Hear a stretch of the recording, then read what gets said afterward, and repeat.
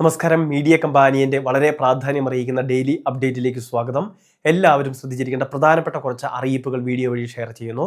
കേന്ദ്ര സർക്കാരിന്റെ PM കിസാൻ സമ്മാൻ നിധി പദ്ധതി പ്രകാരം വർഷം 6000 രൂപ ലഭിക്കുന്ന ആ ഒരു സ്കീമിൽ വീണ്ടും നമുക്ക് തുടർന്ന് സഹായം ലഭിക്കണമെങ്കിൽ കർഷകരെല്ലാം കേന്ദ്ര സർക്കാരിന്റെ അഗ്രി സ്റ്റാക്ക് ഫാർമേഴ്സ് രജിസ്ട്രിയിൽ രജിസ്റ്റർ ചെയ്ത് ഒരു ID ജനറേറ്റ് ആവുന്നുണ്ട്. അത് കരസ്ഥമാക്കണമെന്ന് കേന്ദ്ര സർക്കാർ അറിയിച്ചിരുന്നു.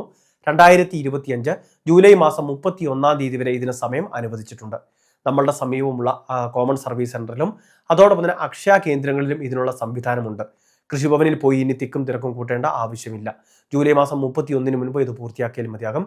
കർഷകർ അവരുടെ തന്നാണ്ട് വർഷത്തെ കരമടച്ച രസീതിന്റെ പകർപ്പ്, അതോടൊപ്പം ആധാറുമായിട്ട് ലിങ്ക് ചെയ്തിട്ടുള്ള മൊബൈൽ, ഇവ കൂടി കരുതി വേണം കോമൺ സർവീസ് സെന്ററിലേക്കൊക്കെ എത്തിച്ചേരാൻ. ഇനി അത് മാത്രമല്ല, ഈ ധനസഹായത്തിന് വീണ്ടും അർഹതയുണ്ടോ എന്ന് കൃത്യമായിട്ട് സ്റ്റാറ്റസ് പരിശോധിച്ചാൽ മനസ്സിലാകും. നമുക്ക് എന്തെങ്കിലും കാരണവശാൽ തുക തടസ്സപ്പെട്ടിട്ടുണ്ടെങ്കിൽ അത് എന്ത് കാരണത്താലാണ് എന്ന് സ്റ്റാറ്റസ് പരിശോധിച്ചാൽ നമുക്ക് മനസ്സിലാക്കാൻ സാധിക്കും.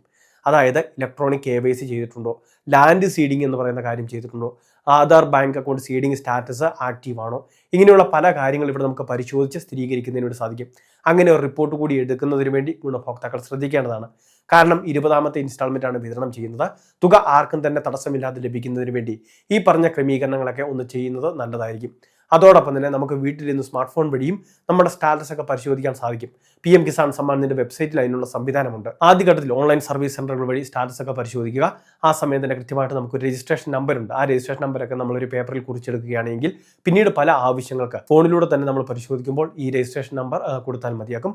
നമ്മളുടെ സ്റ്റാറ്റസ് കൃത്യമായിട്ട് മനസ്സിലാക്കാനും സാധിക്കുന്നതായിരിക്കും. രണ്ടാമത്തെ മറ്റൊരു പ്രധാനപ്പെട്ട അറിയിപ്പ്, കേന്ദ്ര സർക്കാരിന്റെ അപകട ഇൻഷുറൻസ് പദ്ധതി 20 രൂപയിൽ 2 ലക്ഷം രൂപ വരെ കവറേജ് ലഭിക്കുന്ന ആക്സിഡന്റ് ഇൻഷുറൻസ് പോളിസി നമ്മുടെ സമീപമുള്ള പോസ്റ്റ് ഓഫീസിലും അതോടൊപ്പം തന്നെ LIC ഓഫീസിലും ലഭ്യമാണ്.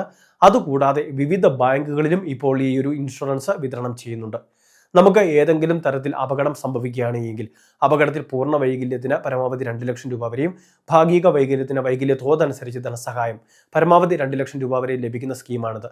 പ്രധാനമന്ത്രി സുരക്ഷാ ബീമ യോജന എന്ന് പറയുന്ന പദ്ധതിയിൽ 18 വയസ്സ് മുതൽ പ്രായമുള്ളവർക്ക് ചേരുന്നതിന് വേണ്ടി സാധിക്കും. 70 വയസ്സ് വരെ പ്രായമുള്ളവർക്ക് ഇതിൽ ചേരുന്നതിൽ തടസ്സമില്ല. വെറും 20 രൂപ മാത്രമേ പ്രതിവർഷമാകുന്നുള്ളൂ. അപ്പോൾ ഇത്തരത്തിലൊരു പദ്ധതി തീർച്ചയായിട്ടും ഉണ്ട് എന്ന് മനസ്സിലാക്കുക. നമ്മളുടെ ബാങ്ക് വഴിയൊക്കെ ഇത്തരം പദ്ധതിയിൽ ചേരുന്നതിന് താല്പര്യം പ്രകടിപ്പിക്കുക. നമ്മളുടെ ബാങ്ക് വഴി തന്നെ ഇതിലേക്ക് നമുക്ക് ചേരുന്നതിന് സാധിക്കും. വാർഷിക പ്രീമിയം കൃത്യമായിട്ട് അടയ്ക്കുന്ന എല്ലാവർക്കും ഈ ഇൻഷുറൻസിന്റെ പരിരക്ഷ എല്ലാ വർഷവും പുതുക്കിക്കൊണ്ടിരിക്കുന്ന രീതിയിലാണ് ഇതിന്റെ ക്രമീകരണം ചെയ്തിട്ടുള്ളത്. ഏറ്റവും അവസാനത്തെ പ്രധാന അറിയിപ്പ്, നമ്മുടെ സംസ്ഥാനത്തെ വിധവകൾക്കും അതോടൊപ്പം തന്നെ വിവാഹ മോചനം നേടിയവരുണ്ട്. അങ്ങനെയുള്ള ന്യൂനപക്ഷ മതവിഭാഗങ്ങളിലെ സ്ത്രീകൾക്ക് ഭവന പുനരുദ്ധാരണ പദ്ധതിയിലേക്ക് അപേക്ഷകൾ ആരംഭിച്ചിട്ടുണ്ട്. ഇമ്പിച്ചി ഭവന പുനരുദ്ധാരണ പദ്ധതി വഴിയാണ് ഇപ്പോൾ അപേക്ഷകൾ വെക്കുന്നതിന് വേണ്ടി സാധിക്കുന്നത്. പരമാവധി 50,000 രൂപ വരെയാണ് വീട് മെയിൻ്റനൻസിന് ധനസഹായം അനുവദിക്കുന്നത്. അതാത് ജില്ലയിലെ ന്യൂനപക്ഷ ക്ഷേമ ഓഫീസിൽ അല്ലെങ്കിൽ ജില്ലാ കളക്ടറേറ്റ് പ്രവർത്തിക്കുന്ന ന്യൂനപക്ഷ ക്ഷേമ ഓഫീസ്, ആ ഡിപ്പാർട്ട്മെന്റിലേക്കാണ് നമ്മളുടെ അപേക്ഷകൾ എത്തിക്കേണ്ടത്. തപാൽ മാർഗം അയച്ചു കൊടുക്കാം, അതല്ല എങ്കിൽ നേരിട്ട് എത്തിക്കുകയും ചെയ്യാം. അപ്പോൾ അപേക്ഷാ ഫോം ഡൗൺലോഡ് ചെയ്യുന്നതിന് നമുക്ക് ഓൺലൈൻ സർവീസ് സെന്ററിനെ ആശ്രയിക്കേണ്ടി വരും. കൃത്യമായിട്ട് അവരും നമുക്ക് വേണ്ട സഹായങ്ങൾ നൽകുന്നതാണ്. ഇതിനാവശ്യമുള്ള രേഖകൾക്കെല്ലാം വേറെ വേറെ അപേക്ഷകൾ വെക്കേണ്ടതുണ്ട്. അപ്പോൾ നമുക്ക് മുൻഗണന തെളിയിക്കുന്നതിന്, അതായത് വിധവകളായിട്ടുള്ളവരൊക്കെ ആണെങ്കിൽ പോലും പ്രായപൂർത്തിയാകാത്ത മക്കളുള്ളവർക്കൊക്കെ മുൻഗണന കൂടി നൽകുന്നുണ്ട്. അങ്ങനെയുള്ള വിവിധ കാര്യങ്ങളുണ്ട്. വിവിധ രേഖകൾ ഇതോടൊപ്പം തന്നെ ഉള്ളടക്കം ചെയ്യേണ്ടതുണ്ട്. വീടിന്റെ വിസ്തീർണം 1200 സ്ക്വയർ ഫീറ്റ് താഴെയായിരിക്കണം. അപ്പോൾ അങ്ങനെയുള്ള വിവിധ കാര്യങ്ങളുണ്ട്. അപ്പോൾ ഈ അപേക്ഷാ ഫോം വാങ്ങി ഫില്ല് ചെയ്ത് എത്രയും വേഗം സമർപ്പിക്കുന്നതിന് വേണ്ടി ശ്രദ്ധിക്കുക. 1.5 ലക്ഷം രൂപ വീതമാണ് തിരഞ്ഞെടുക്കപ്പെടുന്നവർക്ക് സഹായമായിട്ട് ലഭിക്കുക. വളരെ പ്രധാനപ്പെട്ട കുറച്ച് ഇൻഫർമേഷനാണ് വീഡിയോ വഴി ഷെയർ ചെയ്തത്. ഇതുപോലുള്ള വിവിധ അറിയിപ്പുകൾക്ക് ചാനൽ സബ്സ്ക്രൈബ് ചെയ്യുക, ഫോളോ ചെയ്യുക.